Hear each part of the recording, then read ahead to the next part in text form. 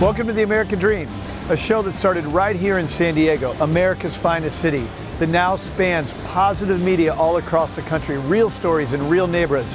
Hi, I'm your host, Craig Sewing, and here's The American Dream. Welcome to The American Dream, a real show, not a reality show. The real estate, the lifestyle, the culture. It's not just about what you're living in, but the community you're going to live in. High-rise luxury living. People are the vehicle, people are the connection, people are the expansion. Helping folks just like you find your dream home. It just never disappoints. Real stories in real neighborhoods with real experts. The opportunity to achieve our biggest goals and aspirations. Here's the American Dream.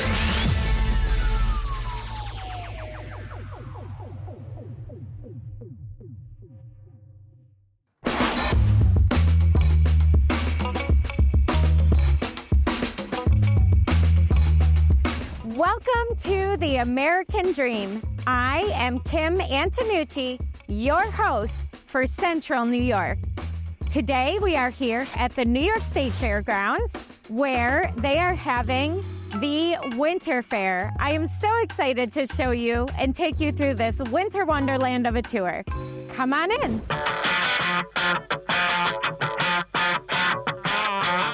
Shaw, amazing stuff. I'm so excited. Thank you for doing this interview with me today. So can you share with me a little bit about who you are and how you got involved in the State Fair? I'm simply Ty Shaw. I'm the community activist for the city of Syracuse here. I represent the New American and the AAPI community. State Fair is a place where everybody goes, right?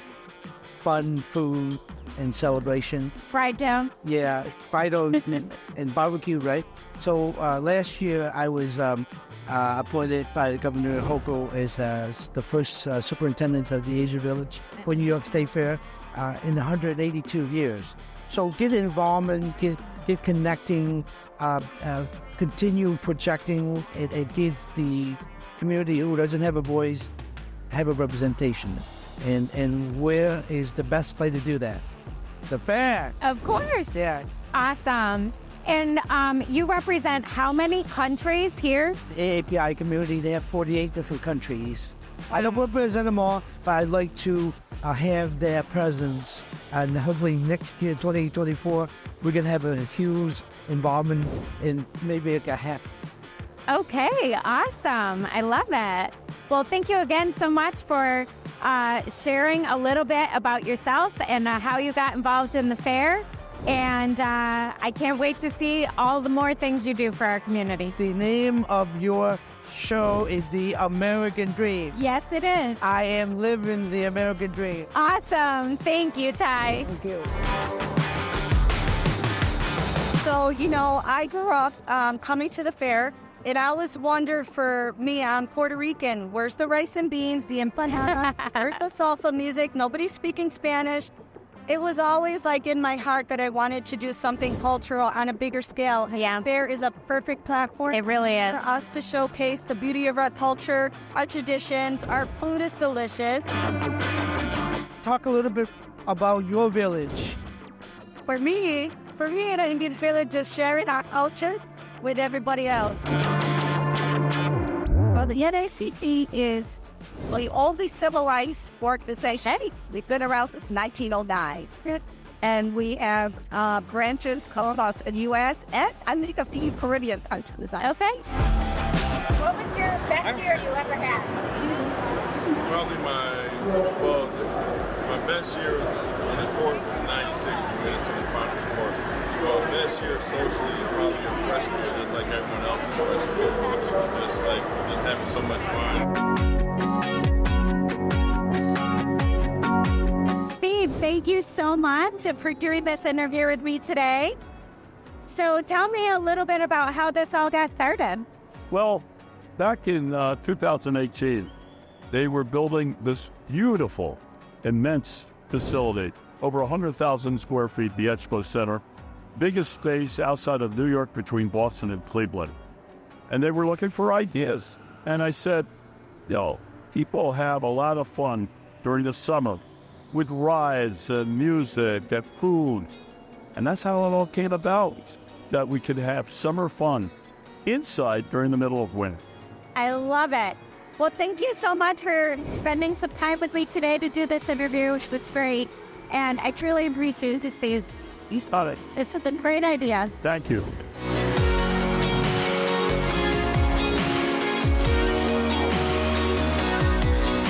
Thank you so much for joining us today on the tour of the Winter Fair here at the New York State Fairground.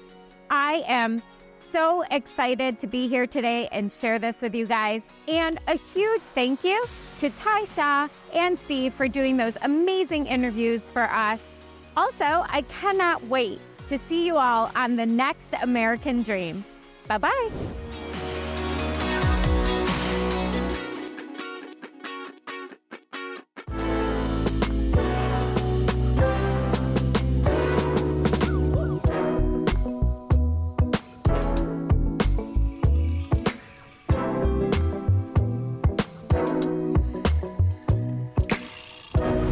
Hi, I am Mary Kay Beckman, your host of the American Dream TV Selling Las Vegas.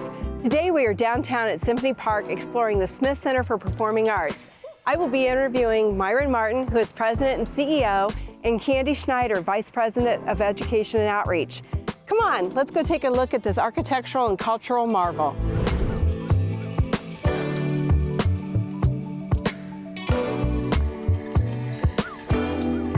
So Myron, thank you so much for having us here today. Of course, glad you're here. So tell me a little bit how the Smith Center came about. Las Vegas was the largest city in North America without a world-class performing arts center, and a group of us got together and said we've got to change that. In March of 2012, this beautiful place opened. Today, the Smith Center has put Las Vegas on a new map, and not just of entertainment, but the arts and entertainment.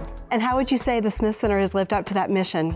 Oh my gosh, in the 12 or so years we've been open, we have touched countless students who have come to the Smith Center for daytime performances and workshops and master classes. We've gone way beyond our wildest dreams of the number of people who have come to shows. Each year the Smith Center does up to maybe 500 shows every year. And not only are we pleasing the community and inspiring people who live here in Las Vegas, but we have been recognized around the world as being one of the top performing arts centers in the world. Thank you so much, Myron, for having us here today. You've given us a little bit more insight about the Smith Center for Performing Arts. Tell me a little bit more. I think it's important for people to know that as beautiful as this building is and as important as it is, the Smith Center is a nonprofit. So when you buy a ticket and you come see a show, you're only covering 70% of our cost.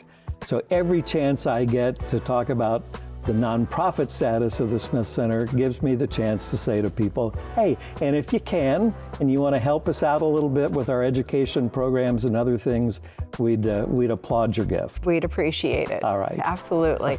Well, thanks again, Myron. Of course. Thank you. Welcome back. Yeah.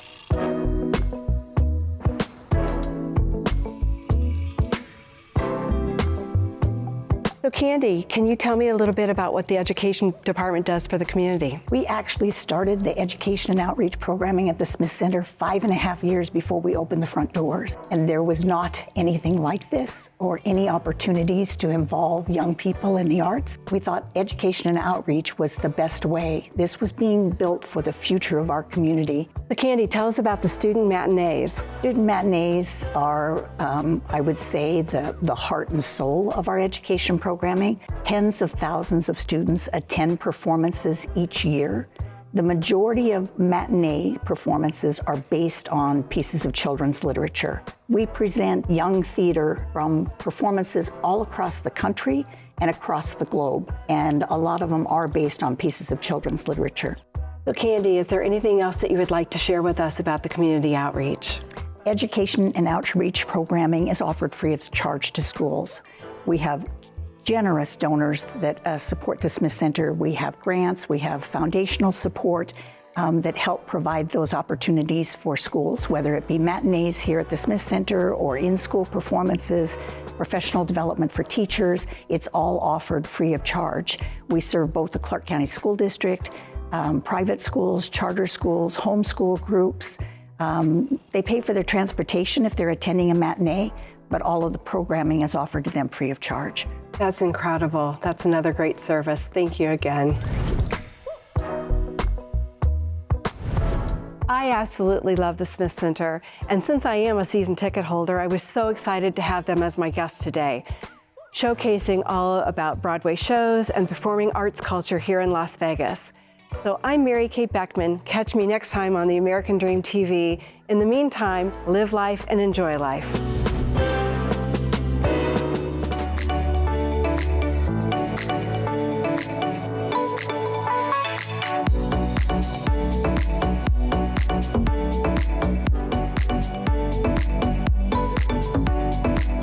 Welcome back to the show. I'm your host, Janine Robbins, the Lone Angel, and today we are taking you on a journey through the bustling streets of downtown Phoenix. We are here to explore the recent economic impact and growth, and in particular, we're going to visit Wren and Wolf Restaurant, a hidden gem that embodies the spirit of downtown Phoenix. So without further ado, let's dive right into the excitement. So I am here with RJ Price, the Chief Growth Officer of Downtown Phoenix, Inc. Tell us a little bit about the Downtown Phoenix recent impact and growth. Sure.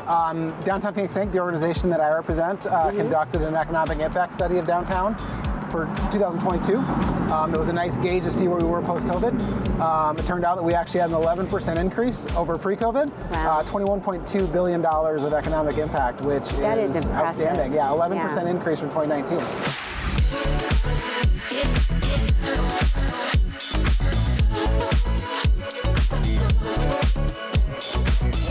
So RJ, we are near, this is like Central Station, yep, right? We are at Central and Polk. Okay. To our north is Civic Space Park, and directly behind us is Central Station, which is, I would say, the biggest mixed-use project we've done in downtown ever. Yeah, tell us about it. Yeah, so why that is important is it's the first project that is actually going to be commingled with transit. Okay. Light rail will come right through that project and give easy access to public transportation. I love that. And the mixed use includes street-level retail, traditional office. There'll be a gathering, like a plaza, like a gathering space for events. And student housing and market rate housing. So it's all going to be in 2 towers. The first tower will complete in 2024, and the second in 2025. So right around the corner, it's all going to be done. Yep. Yeah. RJ, thank you so much for taking me to all these places here downtown. Yeah. I appreciate it, and I just wanna, we're gonna step on over to Wren and Wolf Restaurant. Yep. Yep. So if you can point us in the right direction. So Wren and Wolf is one of over 240 bars and restaurants that we have in downtown Phoenix. It's good for you. You're only a block away. Oh, good. So you're everything's walkable downtown, and this is no exception. All right. Yeah. Wonderful. Thank you very much. Appreciate it.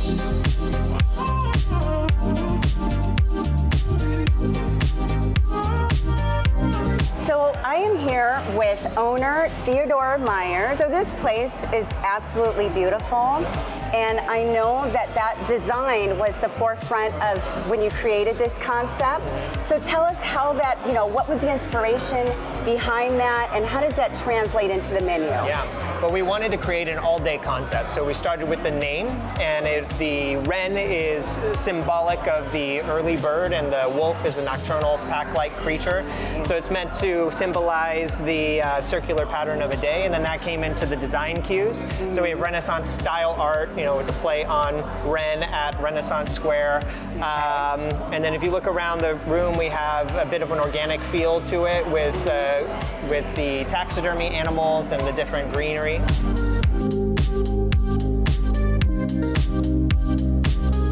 So Teddy, what lasting impression does Wren and Wolf want to leave behind on our locals and visitors coming into downtown Phoenix? Yeah, well, we opened Wren & Wolf simply to make people feel great and to have an interesting and unique experience. So for locals, we wanted to build something worth coming downtown for, because downtown was a newer destination in Phoenix, and for visitors, we want to put it on the map. We want to make this a place that's worth coming to and that you can have an experience similar to New York, Chicago, Vegas, Miami. Yeah. So that is our goal with Wren & Wolf, and we just want ultimately to make people feel great and to leave happy.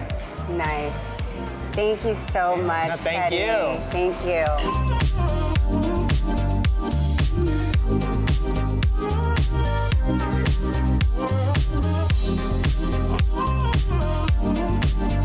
As we wrap up the exploration of downtown Phoenix, I just want to give gratitude to RJ Price and the team at Wren & Wolf.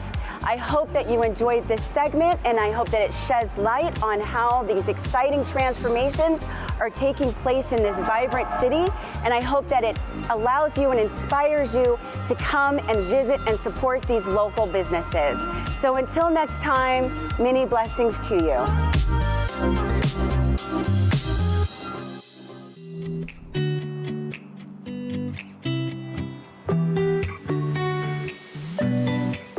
Welcome to American Dream TV, your destination for the perfect blend of lifestyle, culture, and real estate. Today, we are at my favorite place in Sarasota, Florida, Big Cat Habitat. Then we're going to head on over to see a spectacular John Cannon custom-built home. I'm your host, Joanna Petriccioni. So let's go meet some of our furry friends.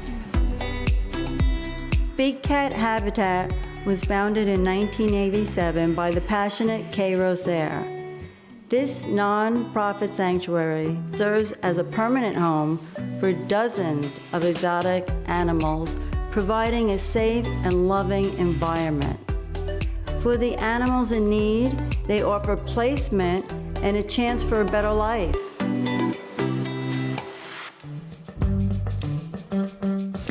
Today we are with Clayton Rosaire. Thank you for joining us, Clayton, from Big Cat Habitat and Sanctuary. What was the inspiration of Big Cat Habitat? Well, my mom is the one that did it all.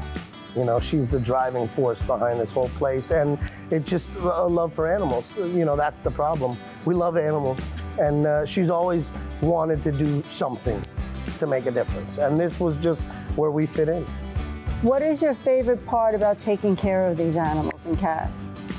Well, the best part of working with animals is the reward of it, is the love from the animal. They're way more honest than people are. When they love you, they love you. You really feel it, yes. And it really means something. Yes. So if people wanted to contribute and give to your sanctuary and this mission, how can they do that from home? Well, I mean, obviously, you can go online, bigcathabitat.org. You can send in donations, But, the thing we always like to tell people is try to come out. Come see the animals. Fall in love with them. Pick one that you want to be a contributor to, and then do that, And we tell people to do the same thing in their area. If you really love animals, go to your local animal facilities, find a place where they're doing a great job, and that's where you want to help out. You want to help the place that's really trying to make a difference and find animals homes or give them a permanent safe home.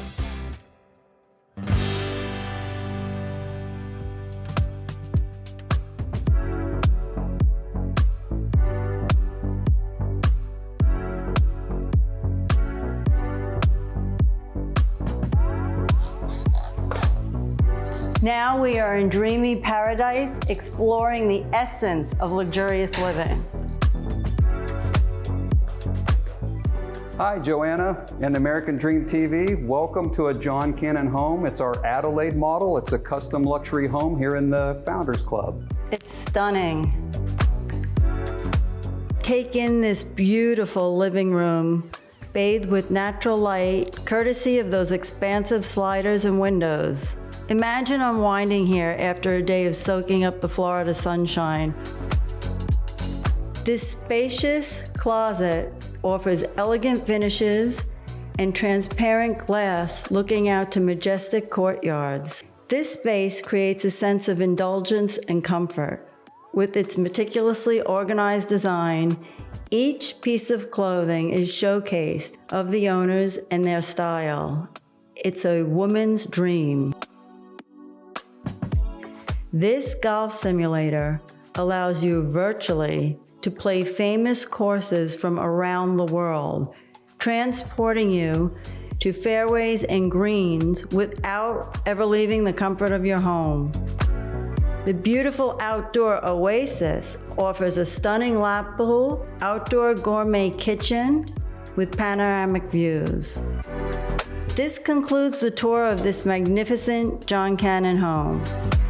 Thank you again for tuning in to American Dream TV. I've been your host, Joanna Petriccioni, bringing you the best of what Southwest Florida has to offer. Until next episode.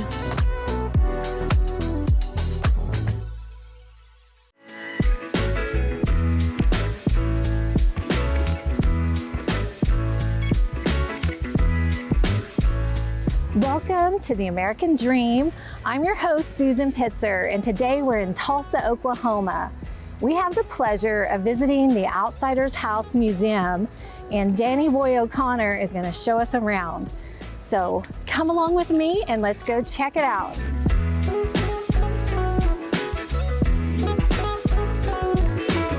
We are here in the Outsiders House with Danny Boy O'Connor.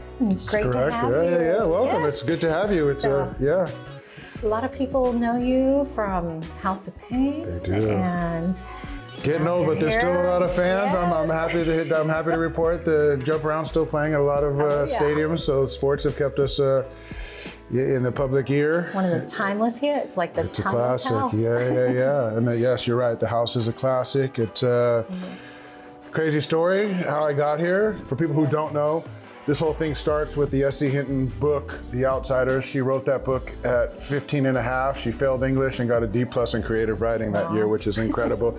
Amazing. Book's never been out of print in 55 years and sold more, I think, on the 50th anniversary than all the years combined.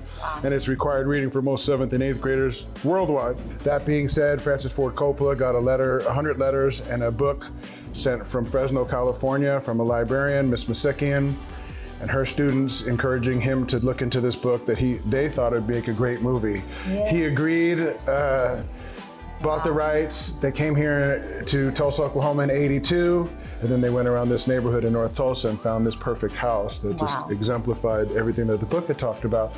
So they began filming here. I saw it when I was about 14 years old, 1983. Did terrible in high school, barely got to high school. They pushed me through, wasn't a good student, but found I had an aptitude for marketing, branding, and hip hop.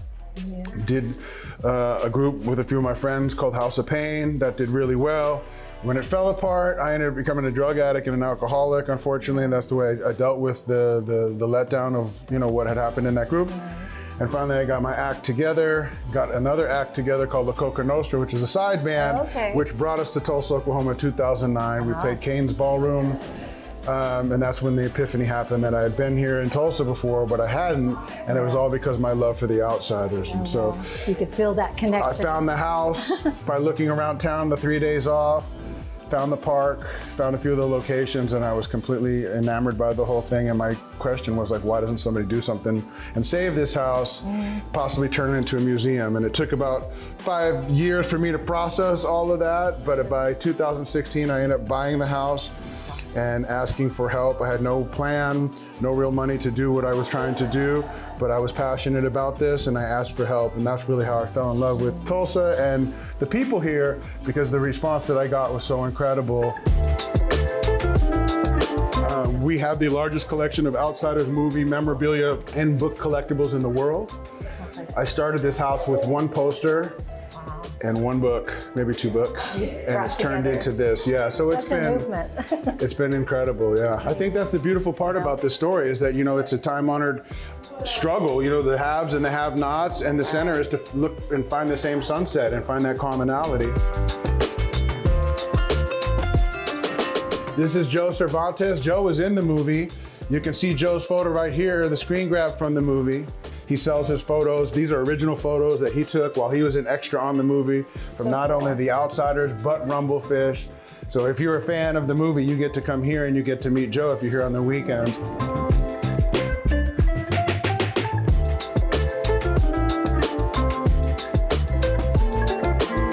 people over here in North Tulsa are the greatest people you'll ever meet. They've looked out for us to the umpth degree, and they've been incredible. They also understand the importance of this museum and have kept eyes on it. So I don't care what anybody says, you know, God knew what I needed, and I attribute a lot of that to God's hand in my life and to the love of Tulsans and Oklahomans who were way different than coastal city people were, at least in my experience. And so you've been doing great things for the city, and I know it doesn't go unappreciated. Thank you so much. Sure. Thank you for being here with us and showing us around. My pleasure. Been amazing. It's been a pleasure of mine. Thank you for coming. Thank you for going through the museum, and I hope to see you soon. And to all those young students, get the book, read it, get your class to come here, and stay gold. Stay gold.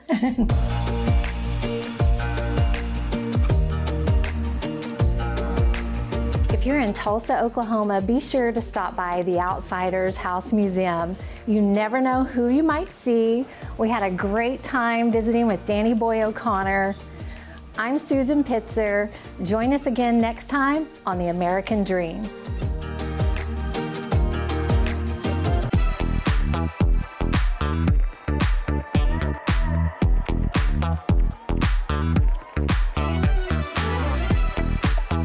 Hi everyone, Alina Gibbs in the house, and today we're on a journey through incredible Travisa community. We're going to meet some awesome people from the film industry. But for now, stick around and go through the magic of Travisa. Austin is the home of famous actor Matthew McConaughey, director Richard Linklater, and hosts the world-famous South by Southwest and the Austin Film Festival every year.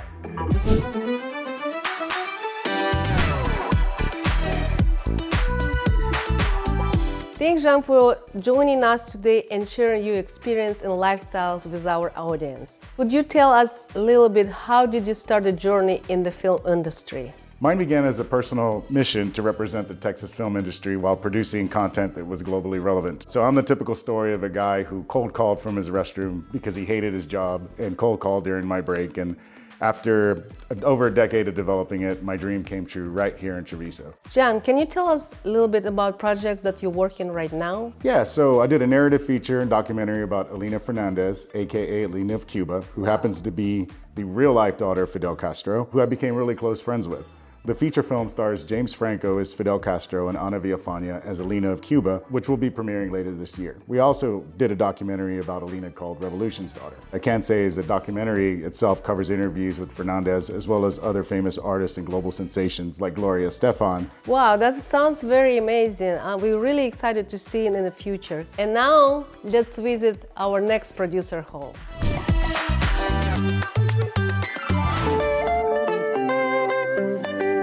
Sasha, great to meet you. How did you ended up in Austin area? Nice to meet you too. Well, it was around 2014. My friend from California introduced me to the South by South Film Festival, and I'd been to Sundance, Tribeca, Cannes, and when I came out here, I just kind of fell in love with it. There was something about the people, the energy. What about your film? How did you get started? Ever since I was a little boy, 6.5, when I moved from the former Soviet Union in 1991, I always wanted to be in film. I would watch the credits of a movie with my family, and I would say, you know, this is gonna be me one day. I'm gonna work in Hollywood. And my family would say, hey, you need a lot of money, family connections, none of which we had. You know, we came here with refugee asylum status. One day I was in Los Angeles visiting for the first time, and I met an executive from ABC, and he wrote his phone number on a napkin. He said, call me tomorrow, because he saw the passion that I had. Sasha, what kind of projects have you done? Is there anything we can see? You're actually looking at some of them on my wall. Monstrous was a film I produced while living in Austin. I'm wondering if maybe I should go back on medication. I did a reincarnation thriller with John Malkovich. Condition. We should start the treatment. Nicolas Cage's first Western. Tell me the names of the men who did this. British period piece in the 1930s with Simon Pegg, Minnie Driver, and Christopher Lloyd. I am not a skeptic. This is the strangest case I have ever encountered. And now I'm in post-production with 2 films. That's why you see two empty posters on my wall. That's Hellfire with Avatar, Stephen Lang, Harvey Keitel, Dolph Lundgren, and Deep Six, which was shot in Rome with Tom Welling from Smallville. You've done a lot. Thank you so much for sharing your experience with us. How did you guys meet up? Have you ever considered team up and work together on the project? Yeah, absolutely. Well, we actually live a street apart. We're neighbors, and we're planning on doing a project about Austin really soon. The film is called Barton Creek. We're actually here at Barton Springs, and I brought us here because we have the Thinker behind us. That was a spot that I actually used to come to as a child. And behind us is also Barton Springs, where the film actually took place. So it's about a Cuban immigrant who comes into the United States, and the film will follow his journey and struggles through attaining his freedom. John and Sasha, thank you for an incredible journey into the world of filmmaking industry. Stay tuned for more interesting stories and interviews right here on American Dream TV. Alina Gibbs, see you next time. Well, I hope you enjoyed today's show, produced from America's finest city, but shot in the heart of your neighborhoods. Don't forget positive media when the world really needs it. Follow us on social media at The American Dream TV. See you next time. In the meantime, cheers to your American dream.